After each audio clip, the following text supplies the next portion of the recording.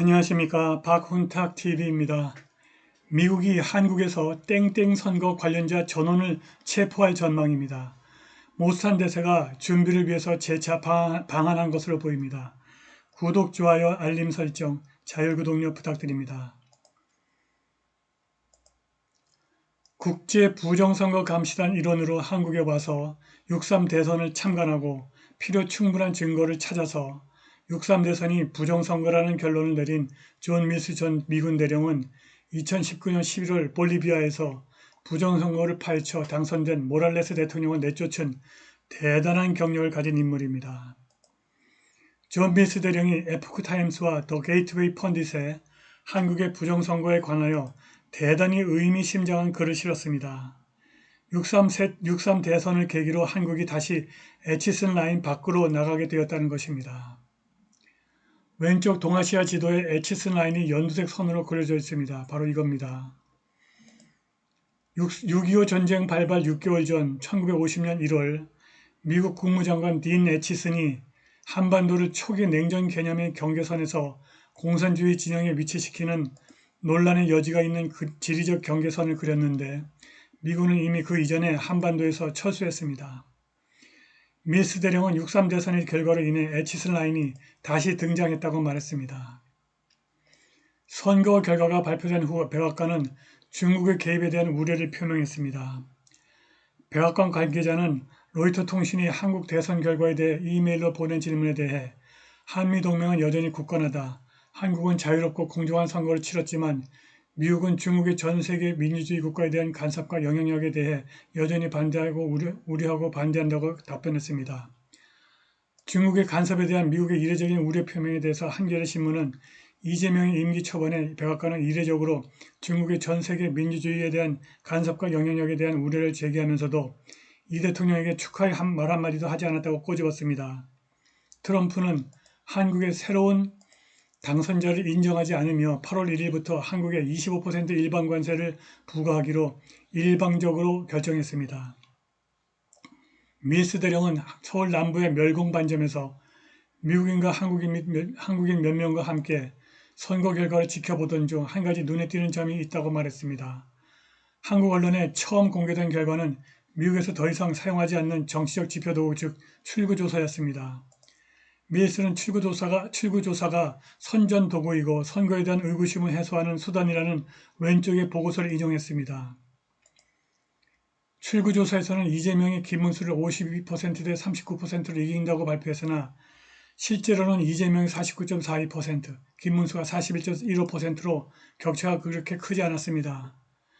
그리고 놀랍게도 본선거에서는 김문수가 52%를 얻어 38%를 얻은 이재명을 이겼습니다. 그런데 사전선거에서 이재명이 63.9%, 김문수가 26.6%를 받았습니다. 이것은 사전선거를 조작하지 않고서는 불가능한 현상입니다. 이것은 통계학의 대수의 법칙에 위배되는 현상입니다.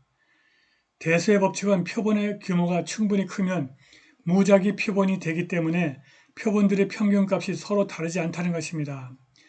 충분히 큰 표본의 크기는 대체로 1천입니다. 인구 5,200만 명의 한국에서 의미 있는 여론조사 표본의 크기는 1천이고 인구 3억 2천의 미국에서도 의미 있는 여론조사 표본의 크기는 1천입니다. 표본의 크기가 1천이면 무작위 표본이 되기 때문에 이것의 평균값이 모집단의 평균값과 다르지 않다는 것입니다. 그런데 왼쪽의 선관위 자료에서는 대수의 법칙을 이렇게 왜곡하고 있습니다. 보겠습니다. 대수의 법칙이란 숫자가 클수록 여기서 숫자가 클수록 무엇의 숫자가 큰지는 쓰지 않습니다. 표본의 숫자가 클수록인데 표본이라는 말을 빼버리고 왜곡했습니다. 대수의 법칙이란 표본의 숫자가 클수록 평균값에 가까이 나온다는 이론으로 이 법칙이 적용되는 가장 중요한 조건은 무작위성입니다. 그런데 사전선거와 선거의 투표일에 참여하는 것은 주사위 던지기나 동전 던지기처럼 랜덤으로 결정하는 것이 아니라 정치적 성향, 거주지역, 선거일 상황, 연령 등 다양한 요건에 따라 유권자가 의식적으로 판단을 내려 결정하는 것이기 때문에 대수의 법칙을 적용하기 어렵습니다. 이것은 대수의 법칙을 왜곡하는 개수작입니다. 표본의 크기와 무작위성을 별개의 것으로 취급하고 있습니다. 대수의 법칙이란 다시 말씀드립니다. 대수의 법칙이란 표본의 크기가 충분히 크면 구체적으로 1000 이상이면 무작위성이 발생하기 때문에 평균값이 서로 다르지 않다는 것입니다. 다시 말해서 사전선거와 본선거에 참여한 투표자가 수백만 명 이상이기 때문에 평균값이 서로 다를 수 없고 따라서 선거 결과가 서로 다를 수 없다는 것입니다. 지난달 워싱턴 내셔널 프레스클럽 국제부정선거 감시단의 발표에서도 일치하지 않는 사전선거와 본선거 결과를 가장 큰 문제로 지적했습니다.